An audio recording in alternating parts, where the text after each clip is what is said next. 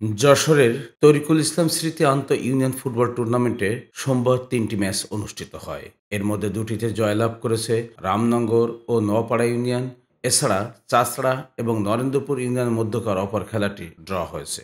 যশোর সদর উপজেলার Rupdia welfare academy, Hashimpur মাধ্যমিক বিদ্যালয় মাঠ এবং কুয়াদা স্কুল অ্যান্ড কলেজ মাঠে খেলা ৩টি অনুষ্ঠিত হয়। খেলা শেষে অংশগ্রহণকারী ৬টি দলকেই প্রাইজ মানি তুলে দেন নেতৃবৃন্দ।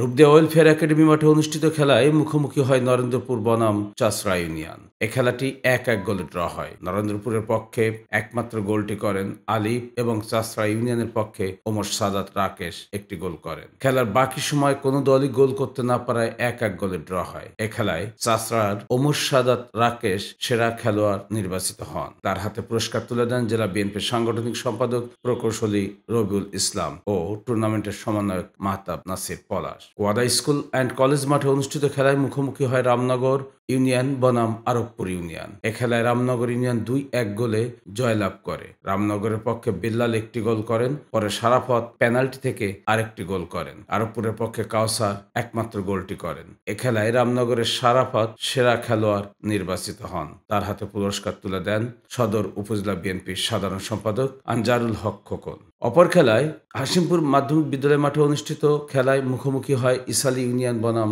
নোয়াপাড়া ইউনিয়ন। এ খেলায় নোয়াপাড়া ইউনিয়ন ২-০ গোলে জয়লাভ করে। নোয়াপাড়ার পক্ষে ফাহিম এবং উত্তম গোল দুটি করেন। খেলায় বিজয়ী দলের উত্তম সেরা খেলোয়াড় নির্বাচিত হন। তার হাতে পুরস্কার তুলে দেন সদর উপজেলা বিএনপির সাংগঠনিক সম্পাদক আব্দুর রাজ্জাক।